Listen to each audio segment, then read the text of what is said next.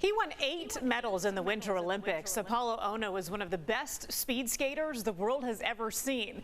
Although he trained since he was a kid for this, he was not prepared for retirement. I recently sat down with Apolo on a Zoom call to talk about that transition, which he details in his new book titled Hard Pivot. Apolo Ohno, one of the most successful Winter Olympians of all time.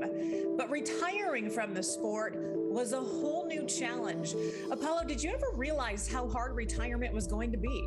We call it the great divorce, where I had this first true love that taught me and nurtured me and gave me all these attributes and kind of affirmations that this was my purpose. And at the snap of a finger, even though it was by choice, I'm kind of left with this question of, okay, what other skill sets have you developed? How have you progressed in your life outside of the world of basically going in circles?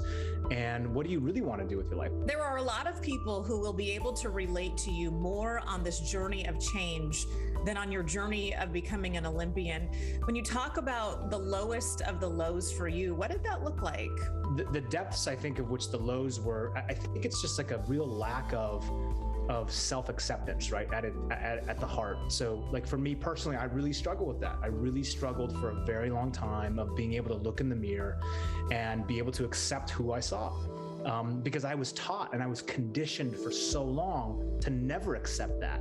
And actually, no matter how good you skated, no matter how well you performed, it was never good enough. And while that can be an incredibly motivating leverage to lean on and a lever to lean on, there is a toxic element to that when it starts to become too obsessive and you're no longer looking in the past, you're no longer living in the present. Instead, you're looking in the past and then preparing for the future. And so you're kind of in this weird rat race where you're on this constant treadmill, feeling like you can't get off. One of the things that I liked in the book, you talk about not FOMO, but FOPO, F-O-P-O. What is that? FOPO, that fear of other people's opinions, I think it really kind of holds you back from being your most authentic self.